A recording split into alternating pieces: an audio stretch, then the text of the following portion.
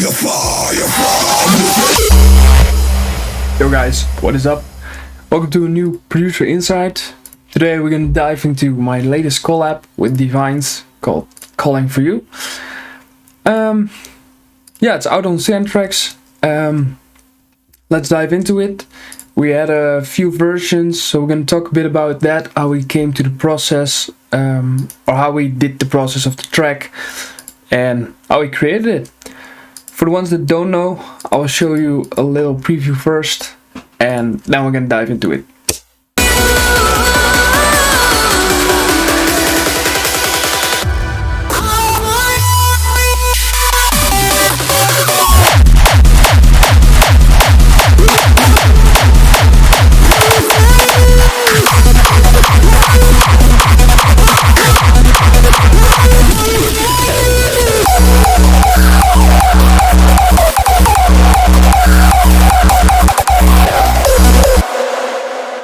So that's a bit small part of the track.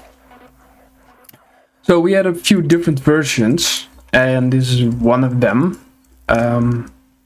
We created the break together, and yeah, I felt like it was just way too slow pace, and I wanted a bit more high energy, and the drops were okay, but not, yeah, as it is now.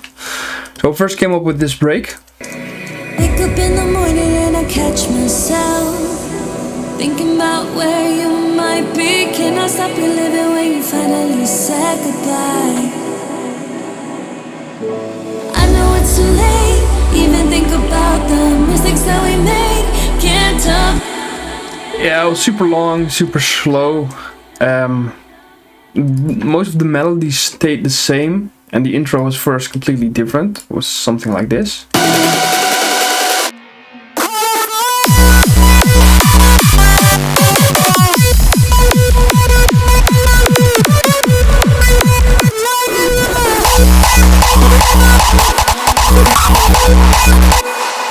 As you can hear, a bit different from what it is now.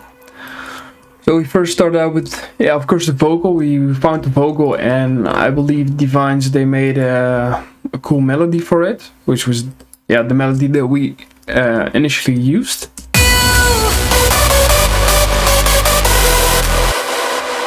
A very uplifting type melody. I really like that, as this real festival vibes to it for me. But yeah, the break was a bit too slow. So what we did is we took, yeah, I took most of the parts, but added a whole bunch, and had some loops, some drum loops under it. Because of course, how are you gonna, yeah, transfer the slow break with the same vibe, but then into a much more energetic break? I know it's too late, even think of. So first started out with this little drum loop, just to get some more rhythm and energy going. I know it's. And I believe there were also some arps. Yeah. Just some arps, just to get some stuff going. I know it's too late, even think about the mistakes that we made. And if you compare that to this first, yeah, idea, concept. Wake up in the morning and I catch. It's too late, even think about the mistakes that. It's too late. Just a bit more energetic. And then we transferred to the second part. And I can't seem to forget about it. Yeah, just a break beat, just to get things more going, build up that energy. Nothing too special. I used just a drum loop that I use always. Forget about it. I'm going to the moon. And then we went just straight into the build up. I think most of the elements are quite the same as we did before.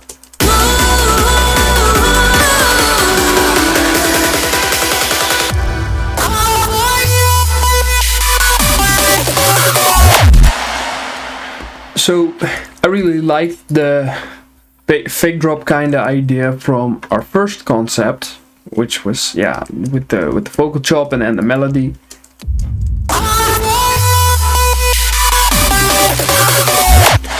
And first it just went into quite a gentle, gated. So it was this one. But it was lacking a bit of power, so I went into, create a new gated, more raw type kick.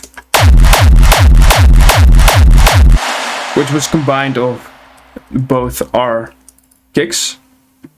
So I just used the Divinez gated kicktail, and I created a new gated punch for it. And it just slams a bit harder. And this is a little tip: if you feel like your kick is not really punching through enough, just add another kick that has more torque to it, more tick. And then if you apply that on top of the kick, it's really subtle because I don't want it to overrule the whole mix, but just a little bit to make it stand out a bit more. And we added a bunch of effects.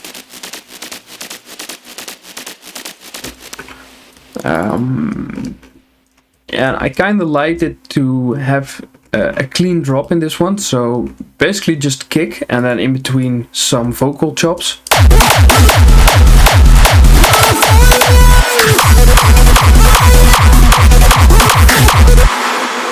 And then with some low screeches so they don't overrule again, so it's just basically in the background.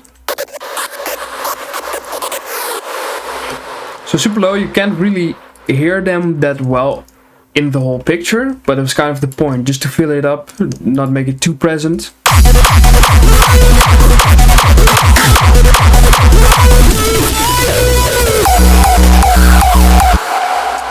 And it's something that I really like to do, just have a raw kick, punch through, powerful.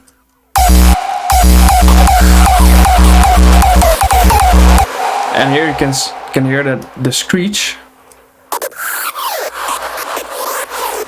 is much higher, so much more present in the whole mix.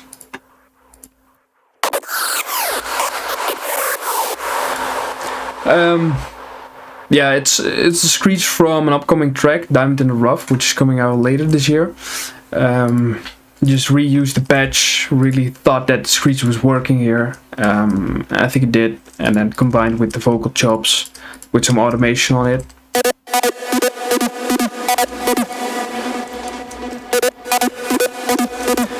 Due to this resonant peak that is moving before the distortion, because after that I added the Saturn and a Disto FX distortion.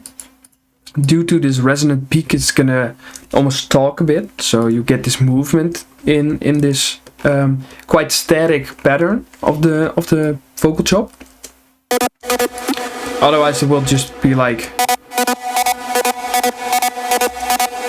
which is super static, and to bring it a bit more to life,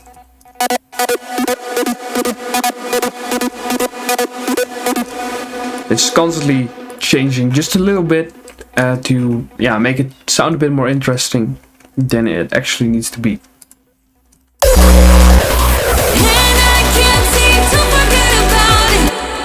Yeah, this part nothing too crazy, just repeat the vocal and the break part.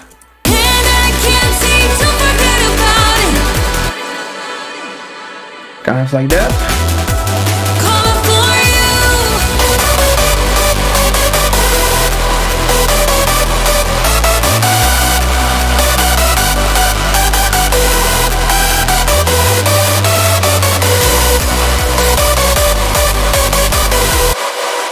Bit like a little kick to give some more energy, to build up again that energy, and a clap.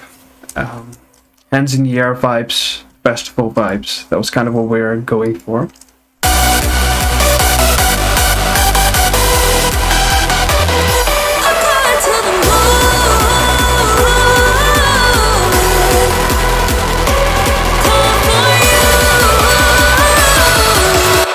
And instead of the leads just looping and pitching up, I wanted to create some sort of harmonic chord stack that is going up, and yeah, I bounced it out just like the original leads.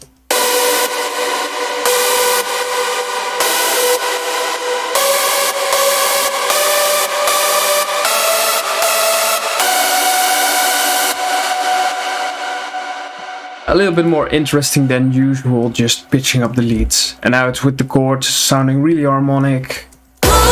Feel good.